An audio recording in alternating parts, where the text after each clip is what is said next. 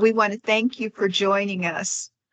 I am recording this session and just want everyone to be aware of that. This is the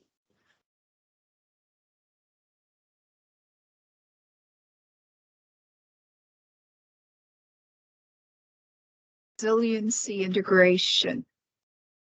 The negotiation or RFP number is 184651. I'm mentioning that and I'm showing you this particular cover of the proposal, which is marked in red with Rider 1. It's marked in red as a Rider 1 because we've updated this particular proposal. We've extended the due date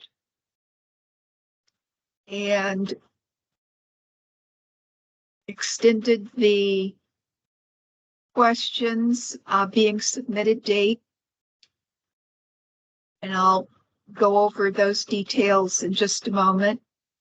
We have also updated when the final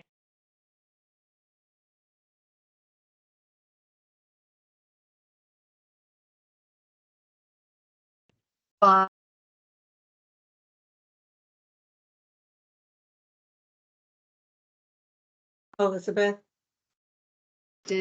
As an updated document in Oracle. Additionally, I did email manually to many of the potential respondents who are still not yet registered in Oracle. We did have quite a few who were registered in Oracle who attended last week's session, but I'm letting those of you who are with us now know that this is a updated, revised document that you now see.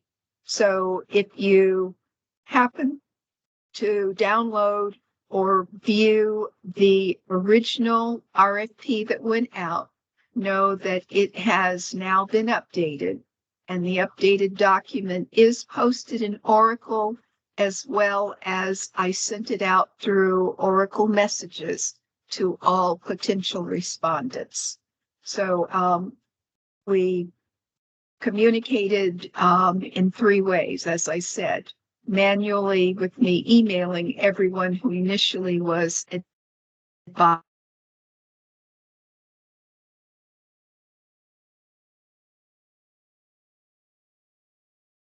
Yeah. And we are going to conduct, because this is CDBG disaster recovery funded, we will have a public recording at 2:00 on June the 5th. So having gone over some of those details, I'll formally introduce myself as the buyer for this procurement. I'm Elizabeth Ayana Johnson with the Office of Contracting and Procurement. And I'm going to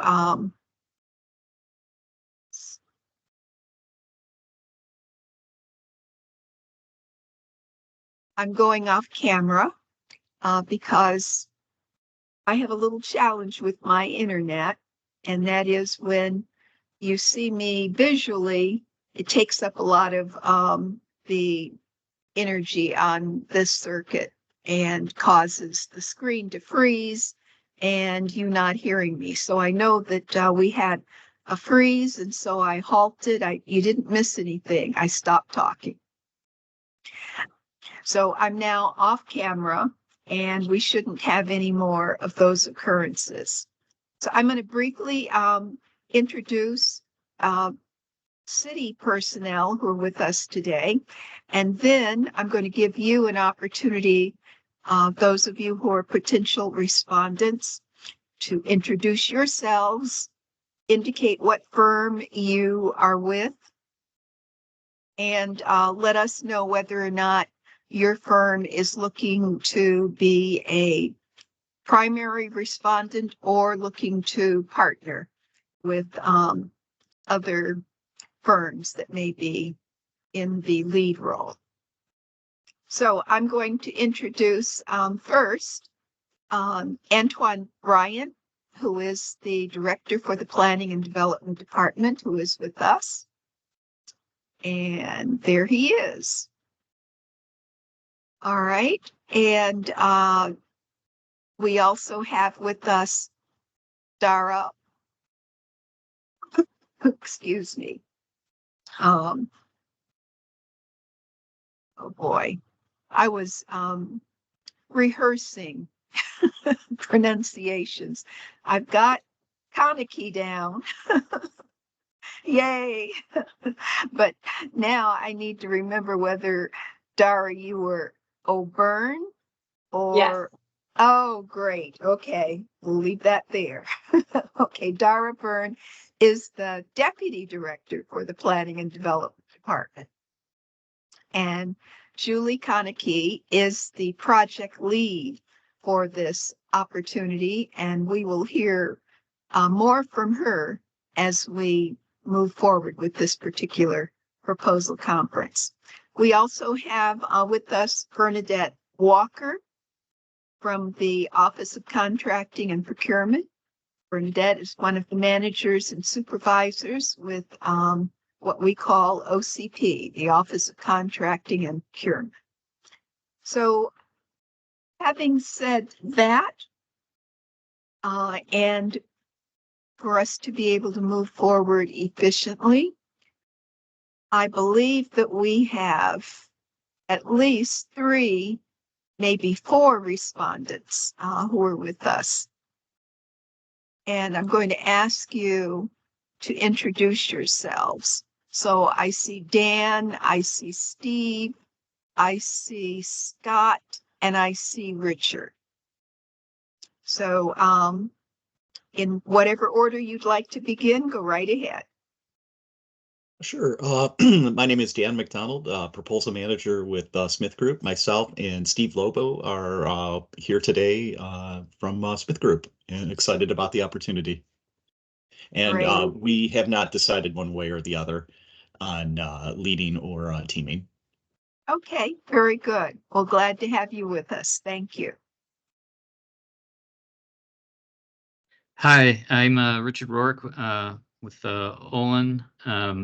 We're in the same consideration as to whether to lead or to join, but very happy to see an RFP like this coming out. Very good. Very glad to have you with us this morning.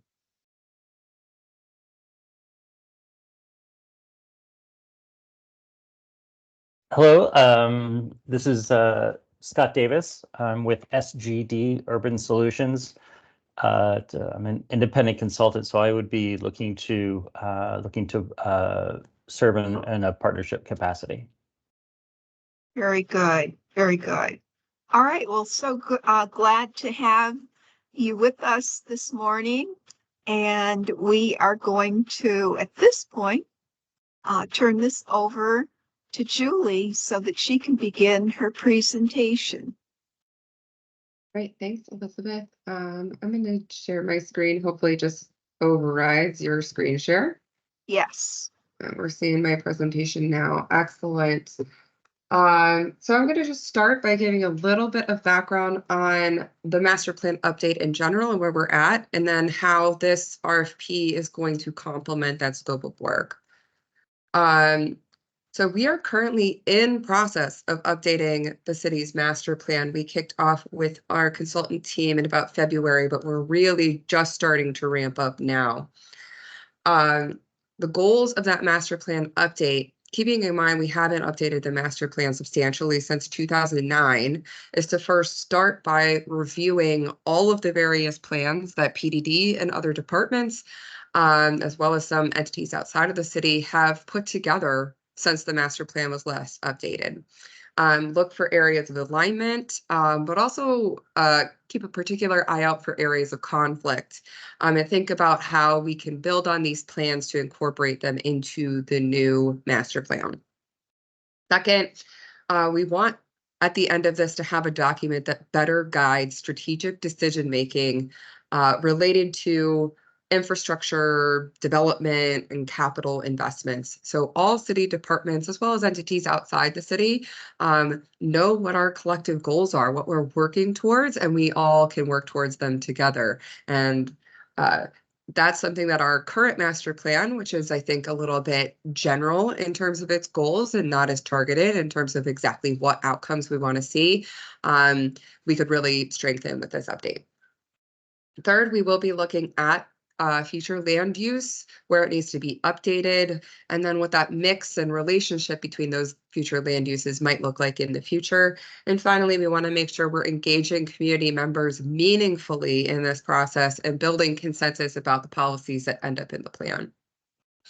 So as we started thinking about this master plan update, there were all kinds of topics that kind of came to the forefront. Either were required by state law to include them in the master plan, like land use and transportation, or are just kind of best practice, things like arts and culture, public health and safety, or economic vitality.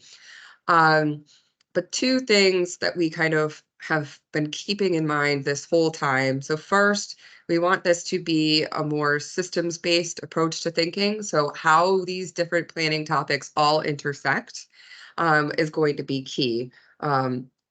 However, the final group of topics that we're looking at in the master plan shake out. These are just some initial ideas.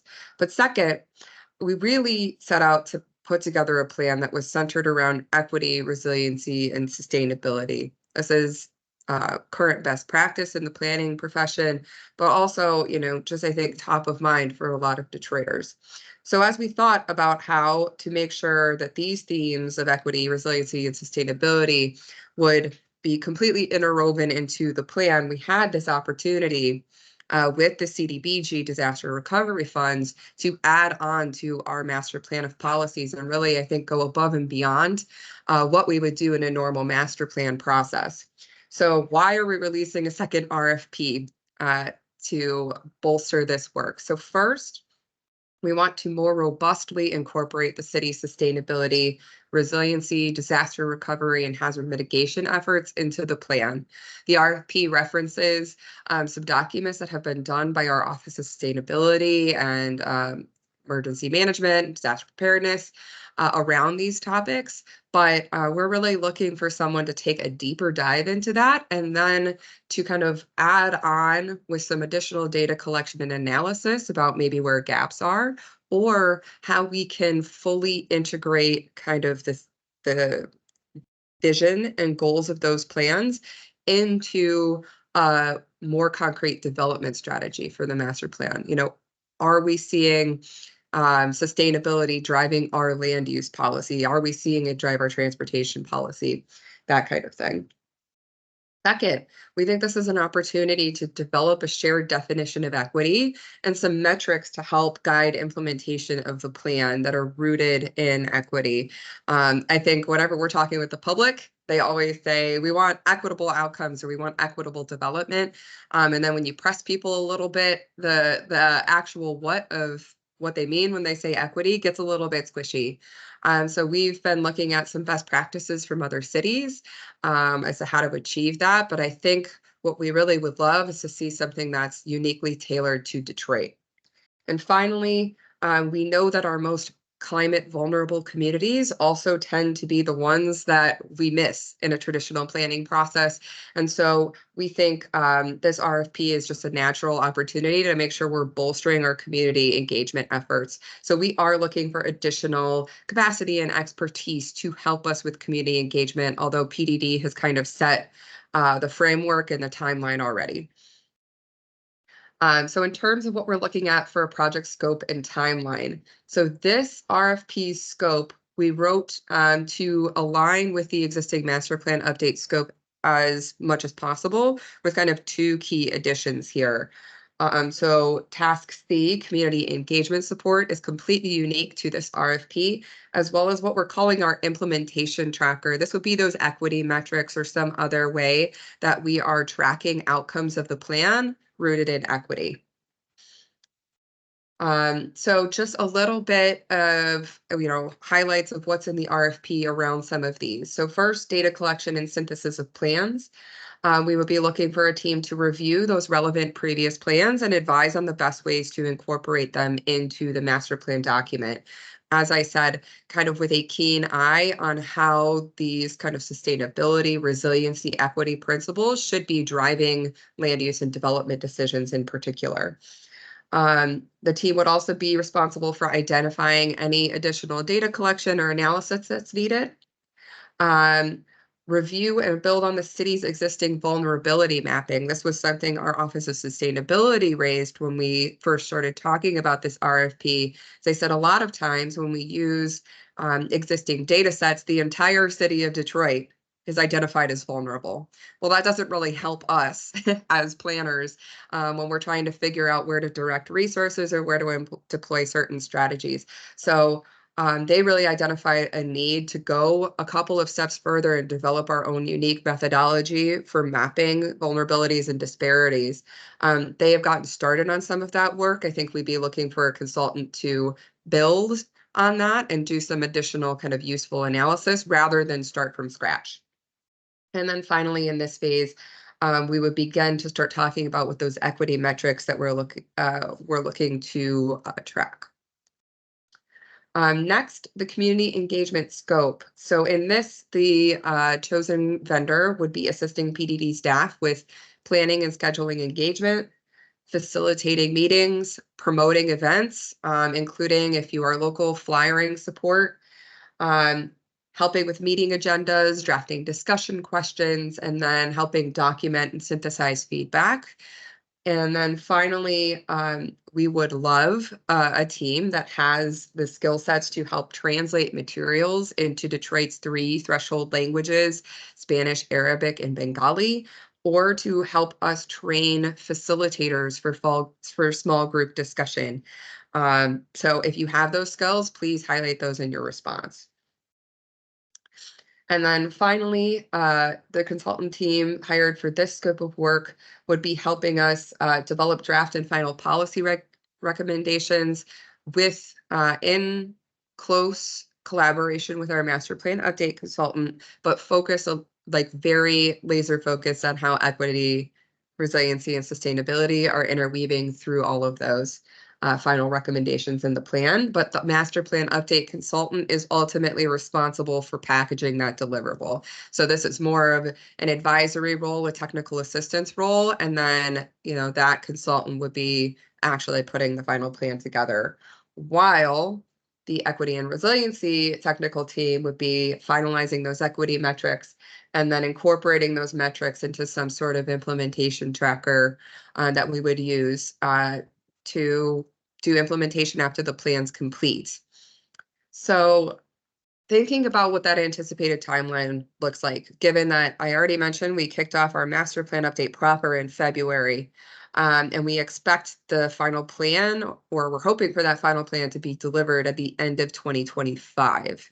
So we are hoping we can go as quickly as possible once we have a contract signed through council before they go to recess in August, so that we're onboarding this consultant team in late July, early August, and we'll be really off and running with kind of project administration, right off and running on community engagement, and then working on that data collection and plan synthesis. So those would start right away as quickly as we could and go probably through the end of the year.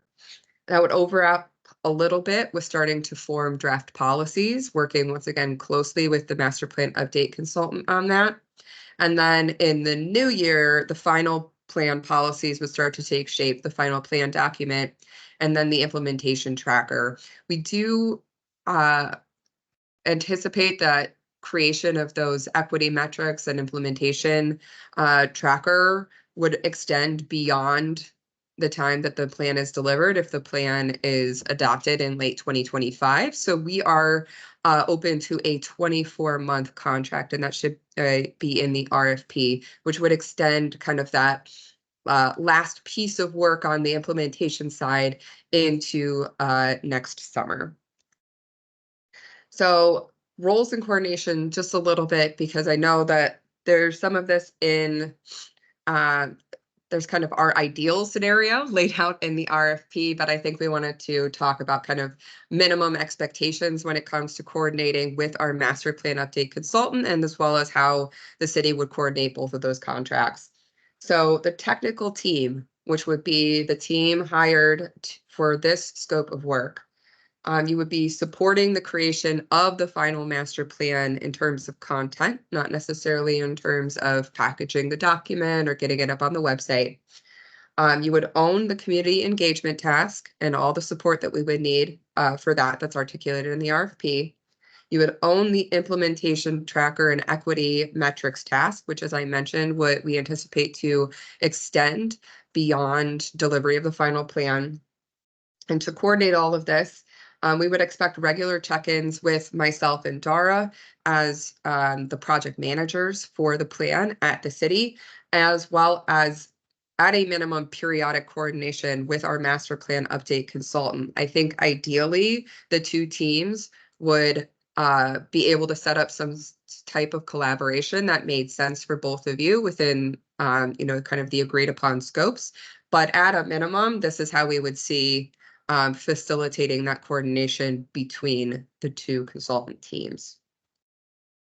And with that, we're happy to answer any questions or provide any other kind of clarifying information for you. Thanks. Thank you, Julie. So Dan, Richard, Scott, Steve, questions, comments?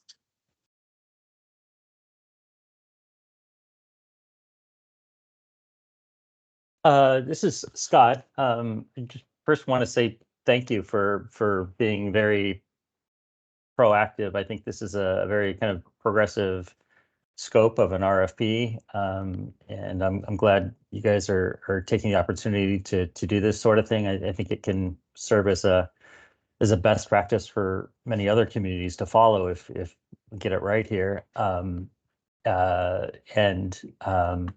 Just excited for that opportunity. For you, that is the one question I had was regarding the ownership of the community engagement task. Clearly, to be more specific, what portion of the community engagement task? Because the master plan update process, the larger master plan update, has a community engagement element to it that the big consultant is probably managing, leading in coordination with planning and development department, or you guys are leading and they're supporting. But when you say owning the community engagement task, what portion of the community engagement task is owned by this technical team? Is it Sure. a subcomponent of the larger one, or what?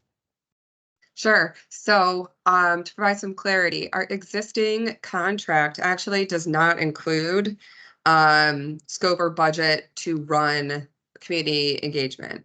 The outreach and engagement currently is being done in-house by planning and development. So when I say this consultant would own, aside from the materials that the master plan update consultant is providing us with for some of these activities, we're doing it all in-house ourselves right now. So this team that we would bring on would be kind of our full community engagement team. So we have kind of a general approach and a timeline, just kind of based on how this RFP followed on from the start of the project. But anything else related to actually going out and doing the community engagement and outreach would be the responsibility of this vendor. So I think I rattled those things off, but kind of scheduling, strategizing about what types of questions we're asking, developing the questions, helping us facilitate meetings, helping us pop up at various locations. Like I said, maybe even training our team to go out and do some engagement. We really envision this to be the community engagement lead. It's really not built into the master plan scope of work right now. It's being done mostly by PDD staff in whatever capacity we have to do it. Gotcha. So that's supporting the community engagement for the entire master plan update process, Correct. not just Yep. the equity and resilience integration component of it, right? Not just that Correct. sub conversation, but the whole conversation. Yep, the whole Okay. master plan. Yep, got it. Okay, that's helpful. Thank you. Welcome. Great. Thank you for your question, Steve. I'm sorry, Scott. So Steve, Richard, Dan, questions or comments from you?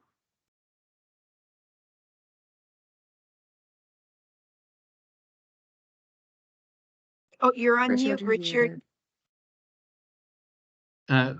muted. Could you also share who your master plan team is, just to understand the scope of connection between the two?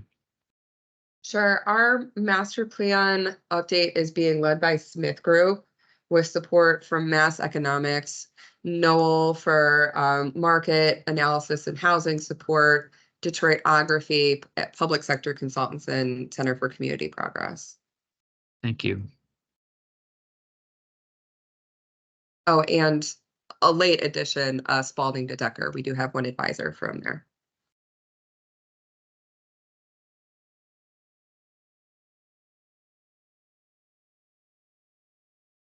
In terms of outcomes, you have talked about aspiring, for a finer grained analysis to really understand, where communities need the most help, and to understand the degree of that. How do you see the equity, I guess, supporting funding initiatives, like how can we best sharpen this plan to build support for what Detroit needs to do? Is there a funding framework that you're aiming for? Dara, you look like you want to hop in on that. I was going to say, we haven't really gotten that far.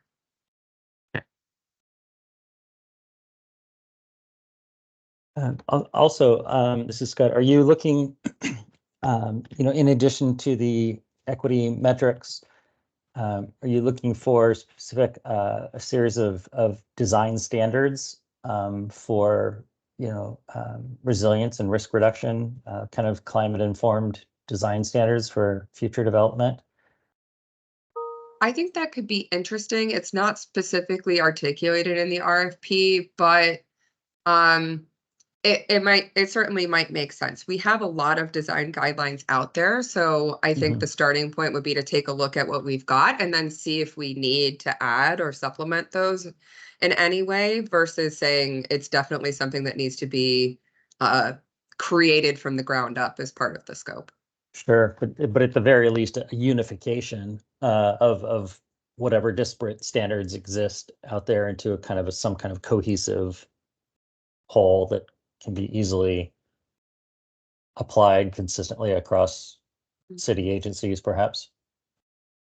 And I would say, if such a thing doesn't already exist, I could imagine a framework, but remembering that the master plan is generally high level policy and less regulatory or standards. So maybe it sets the framework for what that is, and maybe there's a way to start thinking about it.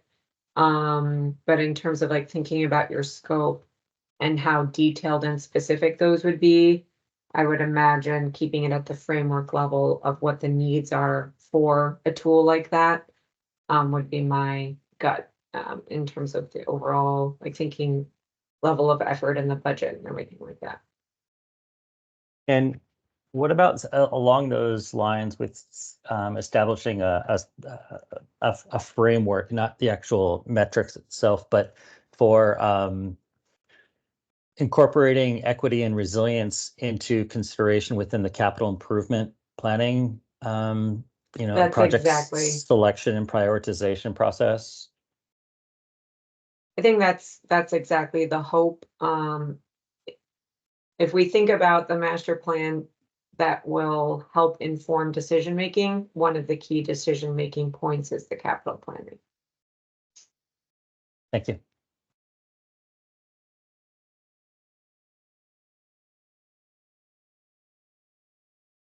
Other comments, questions?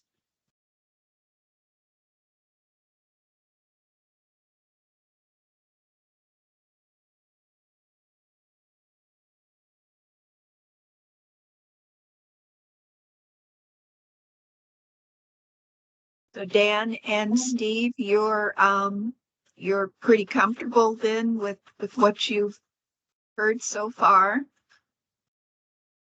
Yeah, this is our second call, so we heard everything we needed to, I believe, in the first one. So yeah, just listening in for any additional comments or items that pop up. So thank you.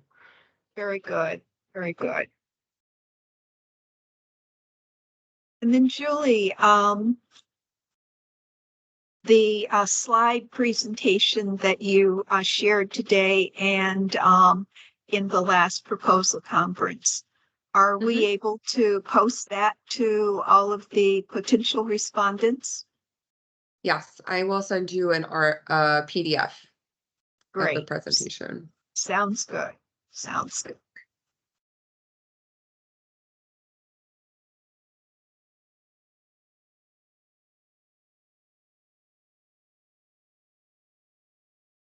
So Richard, you look contemplative. Was there something more that you wanted to ask or say?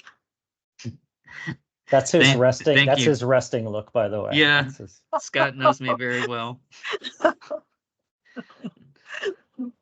No, it's very interesting. I did a planning work for Detroit Eastern Market back in 2015, and have a few friends in Detroit, and I think a lot of interesting things are happening in Detroit about the future of American cities. So I'm just glad that you guys are doing this work, and I'm trying to think about how to move from equity conversations with community, what the best process is going to be for you to translate that into capital policy direction. But I don't have a firm question there for you. But I'm eager to dive into this one. Very good. Very good.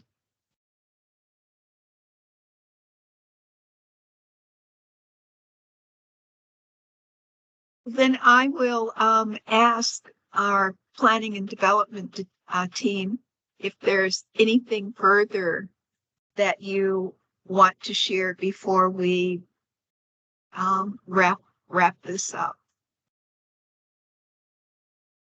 Dara, did you have anything?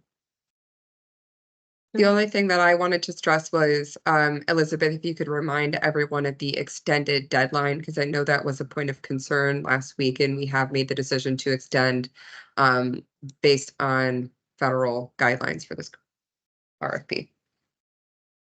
Yes. So let me ask for those of you,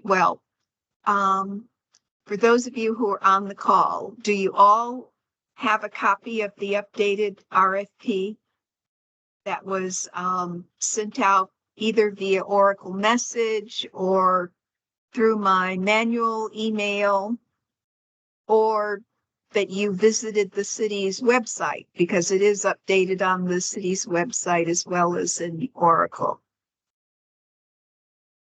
So I'm seeing Scott nod his head, yes, and Richard saying yes, and Yes. Dan and Steve, you've got the update. Okay, everybody's got the updated document. So June 5th, 1:30 is the extended due date. And because, again, this is federally funded, we will have a public recording at 2 o'clock on that date. And public recording means that we are sharing the name of the firm that submitted a response, as well as their estimated cost proposal. So by federal regulation, we are compelled to transparently share that information with you. And so during the public recording, we will open the RFP submissions for the first time. So you will watch us electronically open it. You'll know that no one else has had an opportunity to look at the actual documents. And that also will be publicly recorded.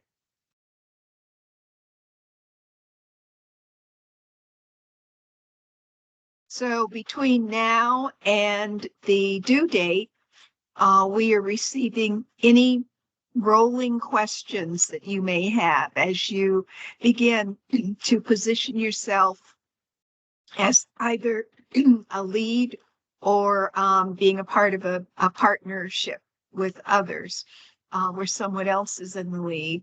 If you have questions as you are assembling your proposal, you have the opportunity to submit those questions to us, and we will attempt to respond within a 24 to 48 hour. Those are working days. So if you submit something to us on a Friday, you would not be looking to get a response from us until Monday or Tuesday, depending upon what the nature of your question is.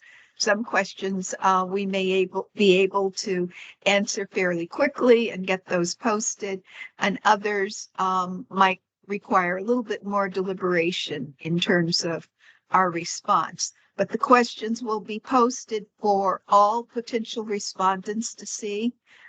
We will develop a Q&A. We had not received any written questions thus far, and so we've not developed a Q&A yet. So once we begin receiving any questions, if we do, we will develop a Q&A, and that Q&A will be posted to the RFP in Oracle. And I'll send a reminder to firms that are not yet registered in Oracle that I'll give it another week. And then after that week, I will no longer be sending anything manually via email. I think that 2 to 3 weeks, well, actually it'll be 3 weeks, is a good timing to get registered. It doesn't take long to get registered in Oracle, and our e-procurement team is able to put together a brief framework for you in Oracle. It may not be complete, but it at least gets your organization, your firm in there, and sets you up so that you were able to at least submit a response. Now, I will say that it's to your advantage to complete fully your registration, including the ACH direct deposit form, if you are recommended for award. Makes it quicker on our back end when we begin collecting required documents for potential contract. So in attachment D of the RFP, attachment D includes a number of required documents. I did a brief sharing of what those look like in the last session.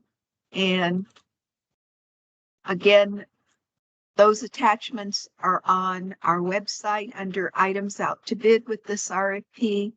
They are in Oracle. And when I sent the manual email out to everybody, I included all of those attachments. So if you directly didn't receive the email, perhaps someone in your organization did who was on our outreach that we did.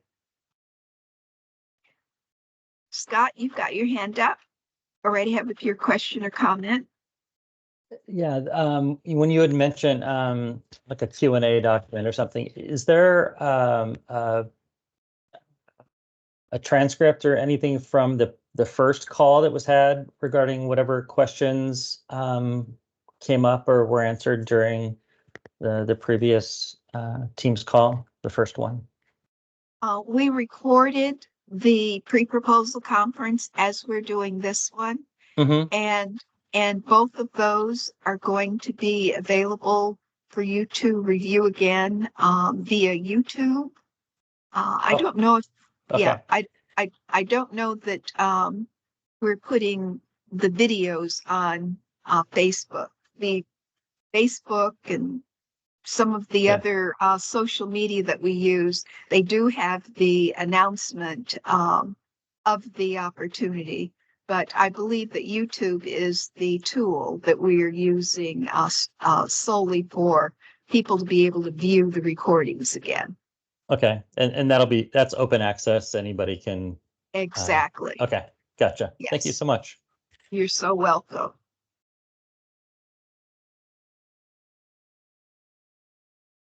Was there, you have a list of attendees from that prior call as well? Yes, we do. And so I think that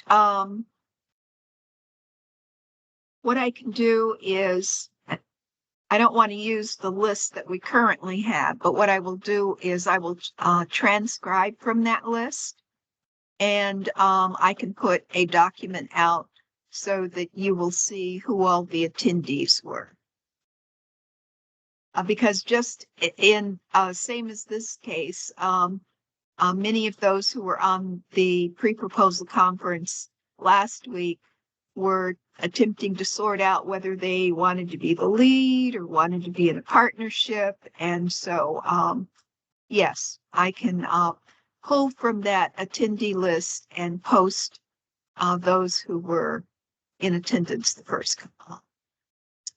Thank you so much. You're so welcome. Any other questions, comments?